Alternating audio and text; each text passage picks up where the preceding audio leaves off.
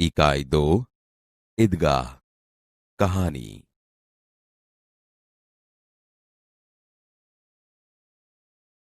कहानी का श्रवण कीजिए। रमजान के पूरे 30 रोजों के बाद आज ईद आई है। कितना मनोहर, कितना सुहावना प्रभात है। आज का सूर्य देखो, कितना प्यारा, कितना शीतल है, मानो संसार को ईद की बधाई दे रहा है। गांव में कितनी हलचल है।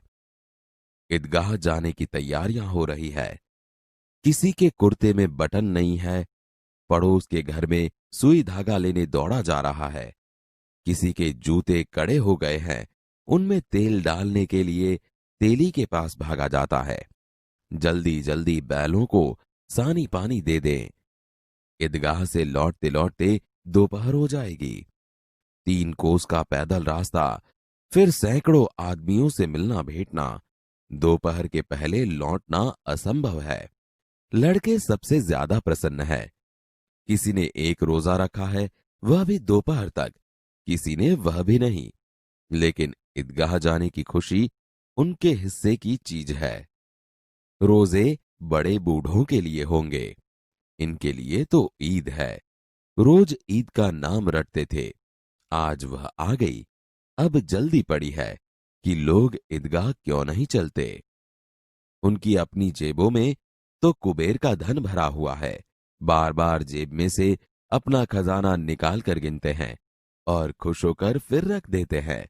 महमूद गिनता है, 1, 2, 10, 12। उसके पास 12 पैसे हैं।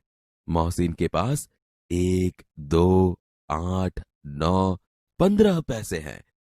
इन्हीं अनगिनत पैसों से अनगिनत चीजें लाएंगे, खिलौना, मिठाइयां, गेंद और जाने क्या क्या। और सबसे ज्यादा प्रसन्न है हामिद, गरीब सूरत, दुबला पतला लड़का, जिसका बाप गत वर्ष हैजे की भेंट हो गया। फिर एक दिन मां भी मर गई। अब हामिद अपनी बूढ़ी दादी अमीना की गोद में है और उतना ही प्रसन्न है। हामिद के पांव में जूते नहीं है, सिर पर एक पुरानी टोपी है जिसका एक गोटा काला पड़ गया है। फिर भी वह प्रसन्न है। अभागिन अमीना अपनी कोठरी में बैठी रो रही है। आज ईद का दिन और उसके घर में दाना नहीं। इस अंधकार और निराशा में वह डूबी जा रही है। किसने बुलाया था इस निगोड़ी ईद को? अमीना का दिल कचोट रहा है। गांव में बच्चे अपने अपने बाप के साथ जा रहे हैं। हामिद का बाप अमीना के सिवाय और कौन है? उसे कैसे अकेले जाने दे? उस भीड़ भाड़ में बच्चा कहीं खो गया तो क्या होगा? नहीं, अमीना उसे यों न जाने देगी। नन्ही सी जान 3 कोस चलेगा कैसे?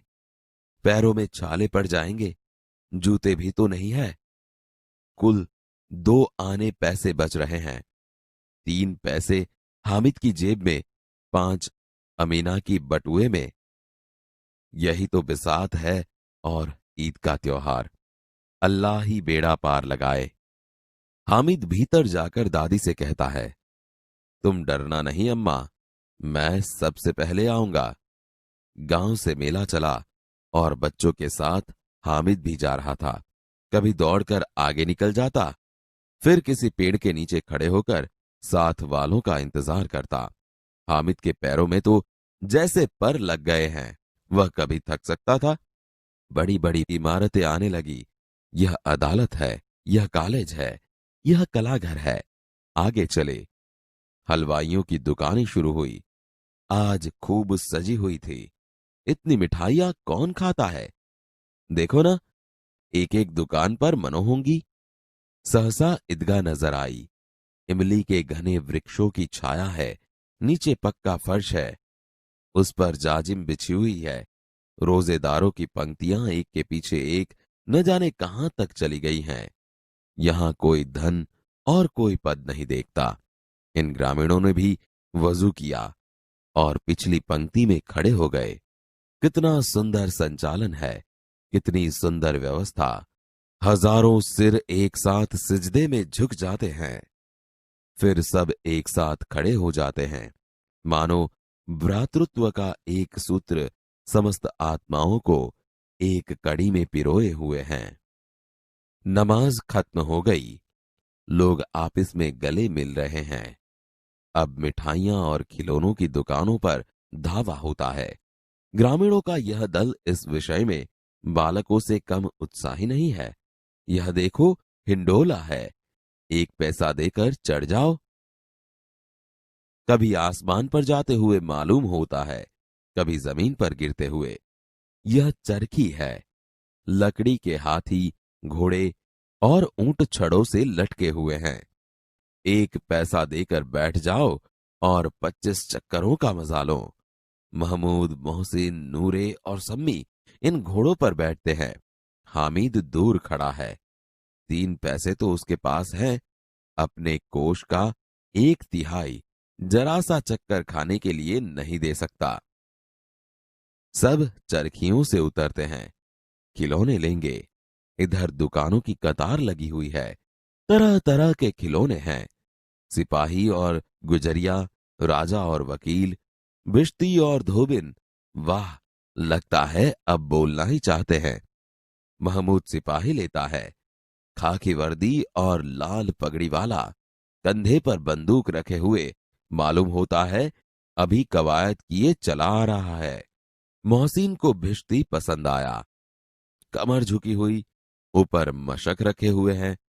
मशक का मुंह एक हाथ से पकड़े हुए है। कितना प्रसन्न है, शायद कोई गीत गा रहा है। बस मशक से पानी उड़ेलना ही चाहता है। नूरे को वकील से प्रेम है। काला चौगा, नीचे सफेद अचकन, अचकन के सामने की जेब में घड़ी, सुनहरी जंजीर, एक हाथ में कानून का पोथा लिए हुए। मालूम होता है अभी किसी अदालत से जिरह या बहस के लिए चले आ रहे हैं। ये सब 2-2 पैसों के खिलौने हैं। हामिद के पास कुल 3 पैसे हैं। इतने महंगे खिलौने कैसे ले? खिलौना कहीं हाथ से छूट पड़े तो चूर चूर हो जाए, जरा पानी पड़े तो सारा रंग धुल जाए। ऐसे खिलौने किस काम के? उन्हें लेकर वह क्या करेगा?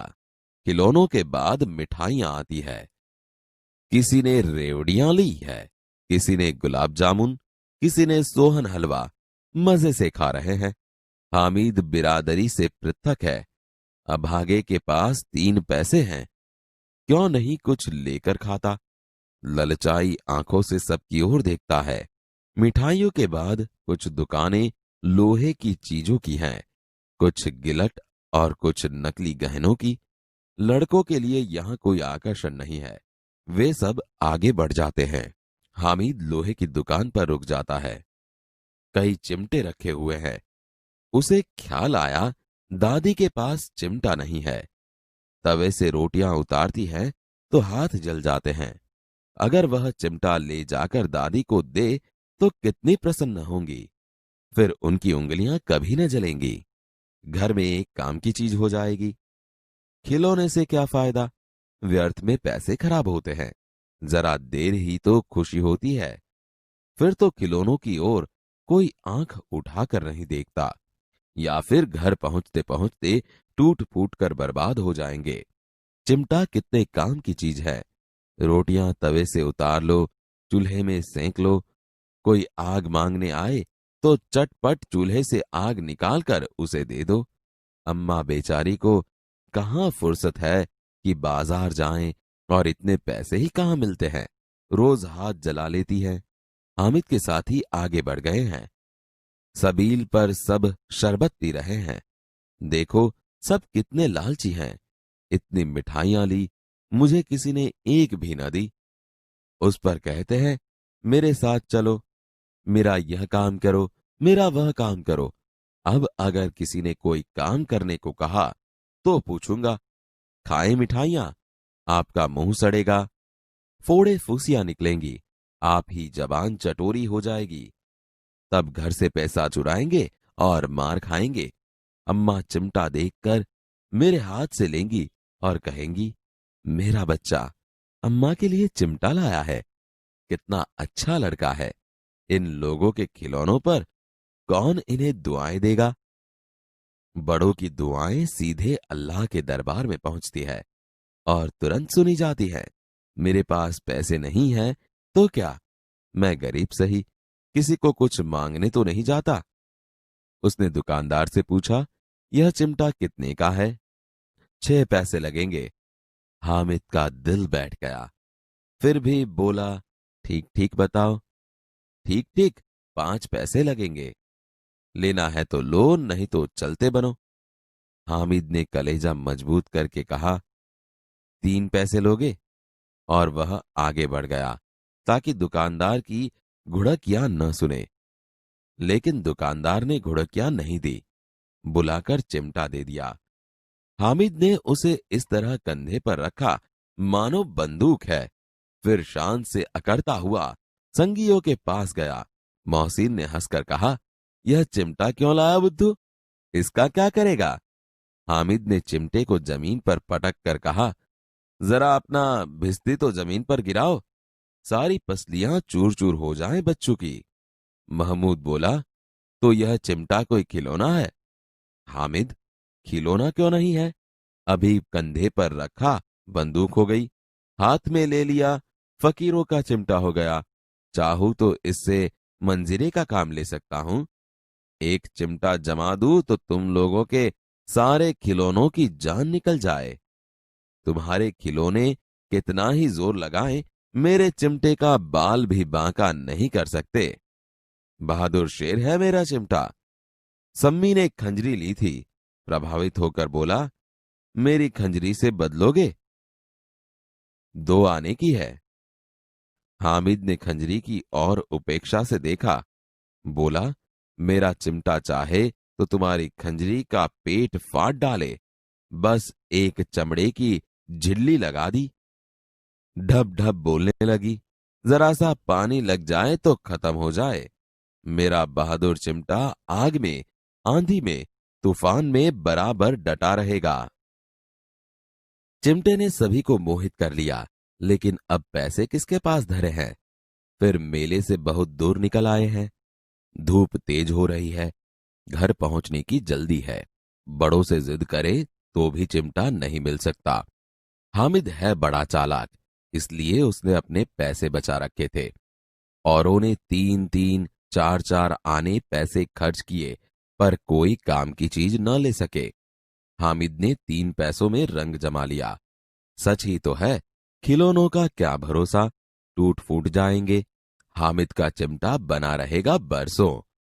मोहसिन ने कहा, जरा अपना चिमटा दो, हम भी देखें। तुम हमारा भिश्ती लेकर देखो। महमूद और नूरे ने भी अपने अपने खिलौने पेश किए।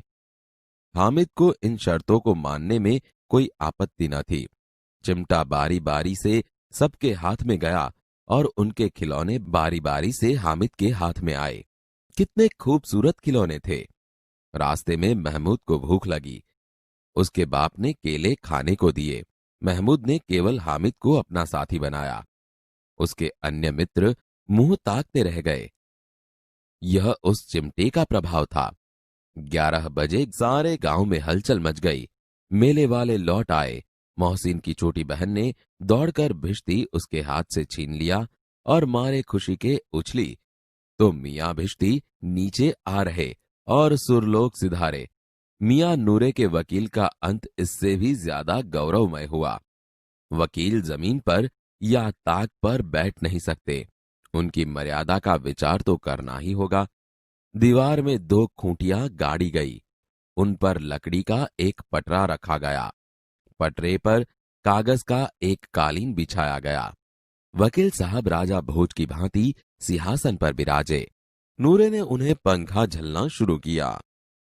अदालतों में खस की टट्टियां और बिजली के पंखे होते हैं, क्या यहां मामूली पंखा भी न हो? बांस का पंखा आया और नूरे हवा करने लगा।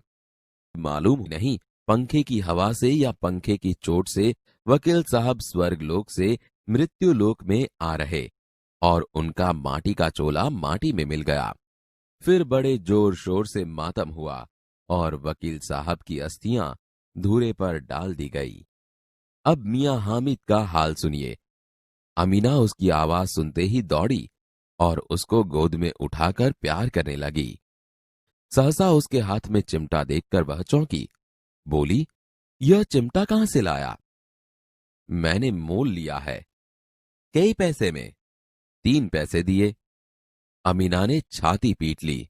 यह कैसा बेसमझ लड़का है कि दोपहर हुआ, कुछ खाया न पिया, लाया क्या, चिमटा?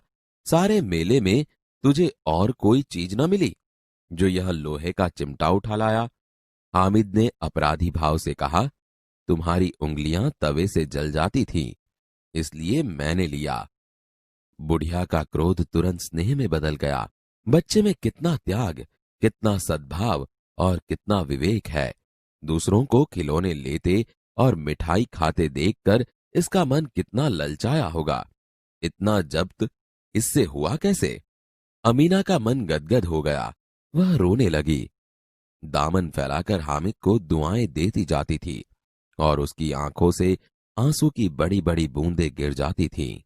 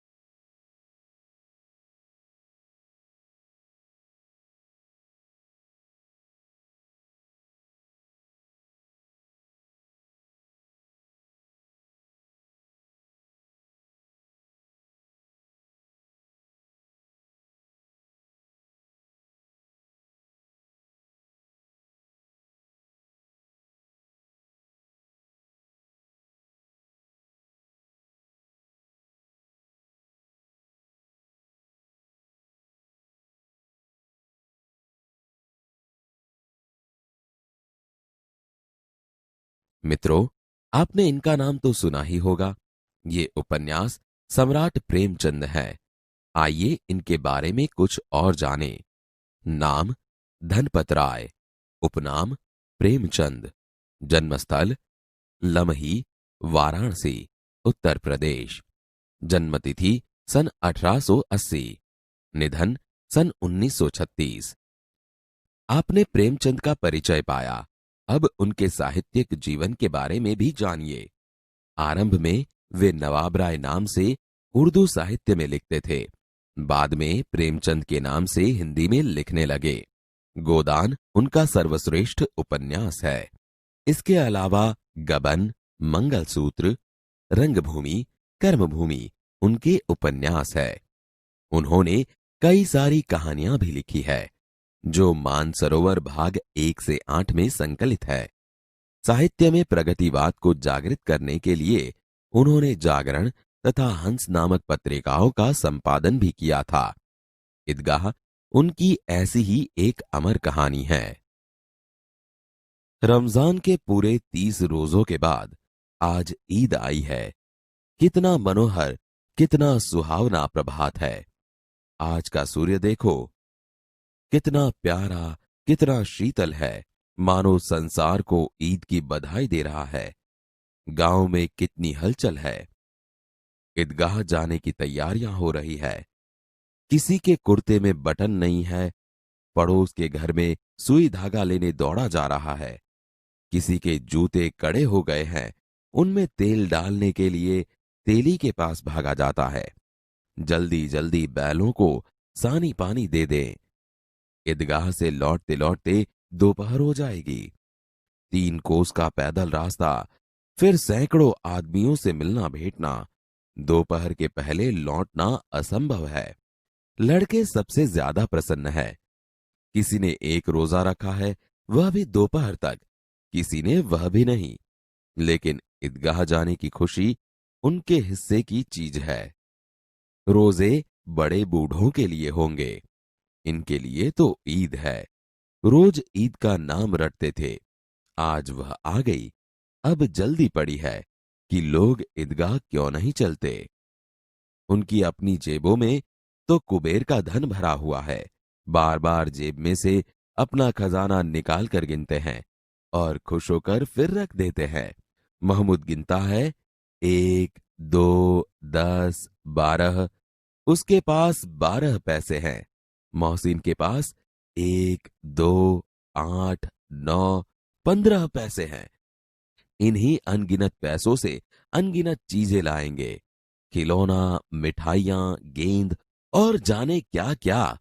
और सबसे ज्यादा प्रसन्न है हामिद, गरीब सूरत, दुबला पतला लड़का, जिसका बाप गत वर्ष हैजे की भेंट हो गया। फिर एक दिन मां भी मर गई। अब हामिद अपनी बूढ़ी दादी अमीना की गोद में है और उतना ही प्रसन्न है। हामिद के पांव में जूते नहीं है, सिर पर एक पुरानी टोपी है जिसका गोटा काला पड़ गया है, फिर भी वह प्रसन्न है। अभागिन अमीना अपनी कोठरी में बैठी रो रही है। आज ईद का दिन और उसके घर में दाना नहीं। इस अंधकार और निराशा में वह डूबी जा रही है।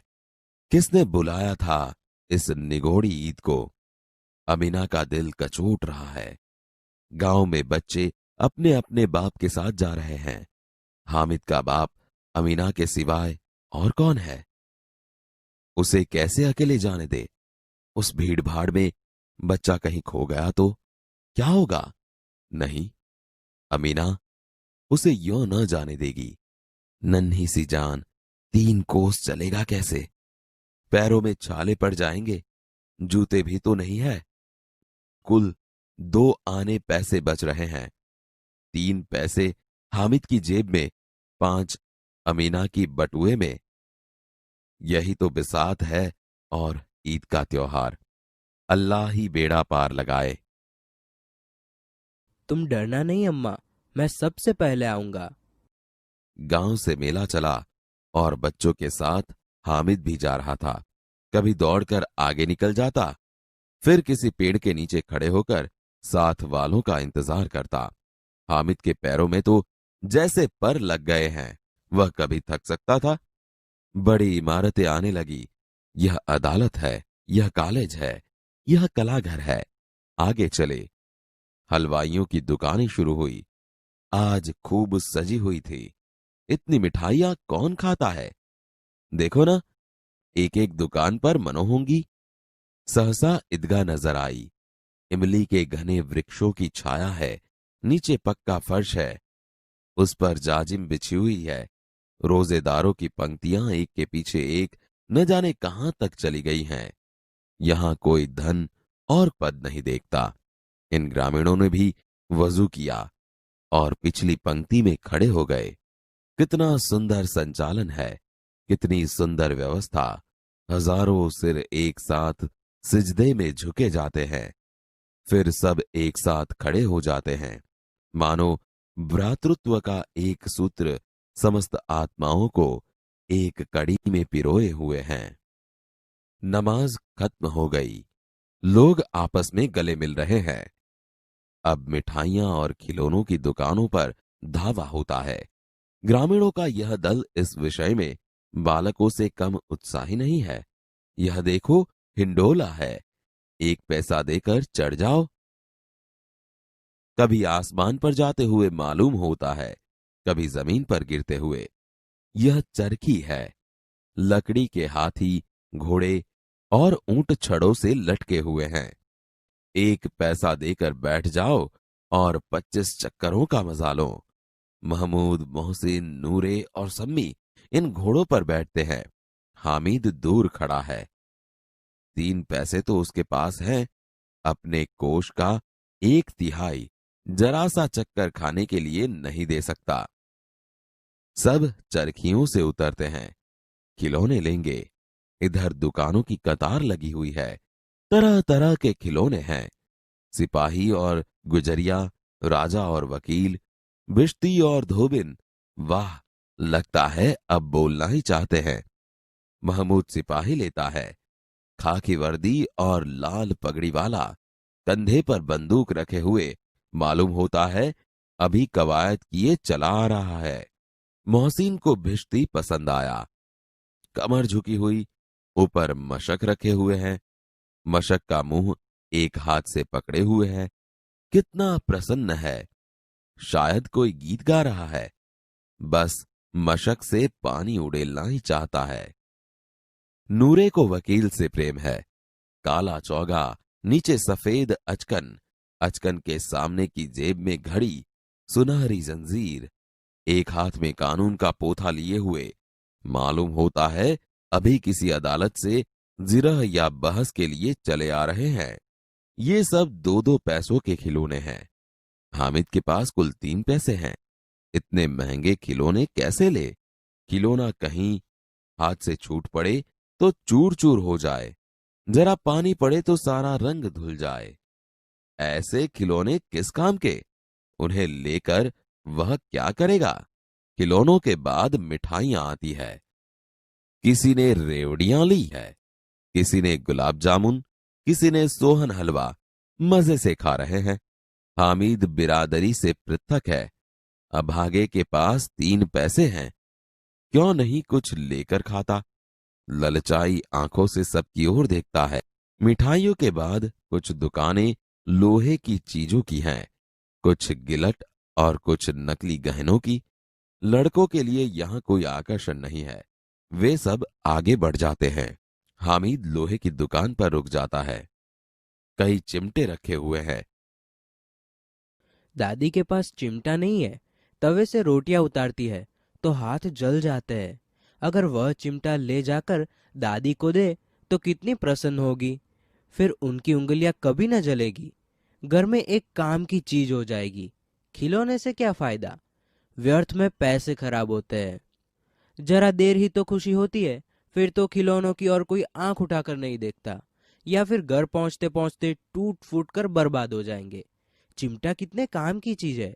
रोटियां तवे से उतार लो, चूल्हे में सेक लो। कोई आग मांगने आए तो चटपट चूल्हे से आग निकाल कर उसे दे दो। अम्मा बेचारी को कहाँ फुर्सत है कि बाजार जाए, और इतने पैसे ही कहाँ मिलते हैं। रोज हाथ जला लेती है। हामिद के साथी आगे बढ़ गए हैं। सबील पर सब शरबत पी रहे हैं। देखो, सब कितने लालची है। इतनी मिठाइयाँ ली, मुझे किसी ने एक भी न दी।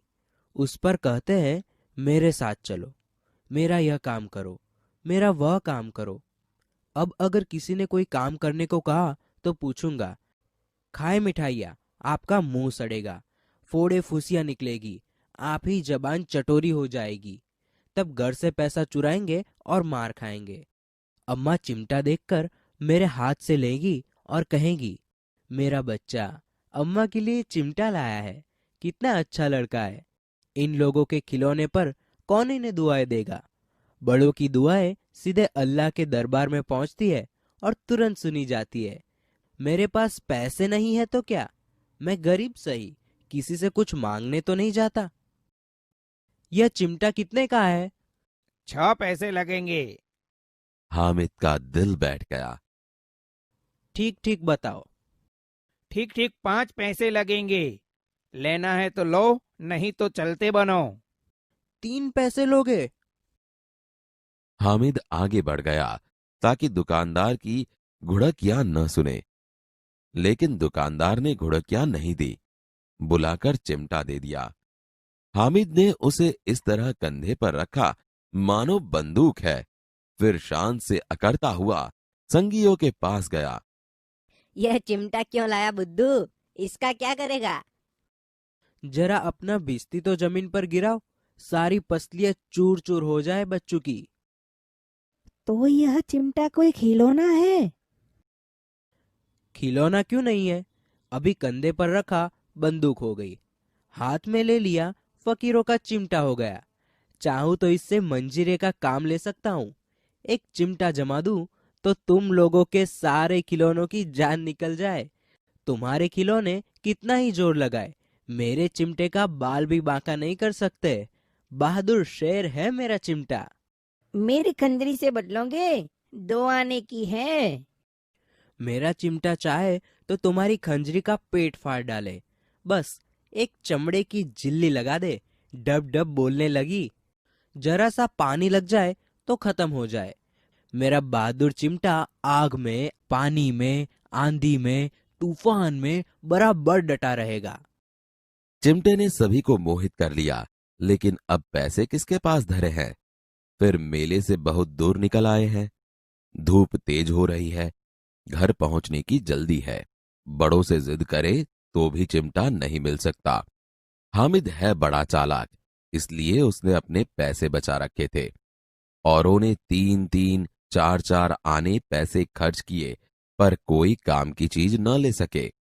हामिद ने 3 पैसों में रंग जमा लिया। सच ही तो है, खिलौनों का क्या भरोसा, टूट फूट जाएंगे। हामिद का चिमटा बना रहेगा बरसों। जरा अपना चिमटा दो, हम भी देखे। तुम हमारा बिस्ती लेकर देखो। महमूद और नूरे ने भी अपने अपने खिलौने पेश किए। हामिद को इन शर्तों को मानने में कोई आपत्ति न थी। चिमटा बारी बारी से सबके हाथ में गया और उनके खिलौने बारी बारी से हामिद के हाथ में आए। कितने खूबसूरत खिलौने थे। रास्ते में महमूद को भूख लगी। उसके बाप ने केले खाने को दिए। महमूद ने केवल हामिद को अपना साथी बनाया। उसके अन्य मित्र मुंह ताकते रह गए। यह उस चिमटे का प्रभाव था। 11 बजे सारे गांव में हलचल मच गई। मेले वाले लौट आए।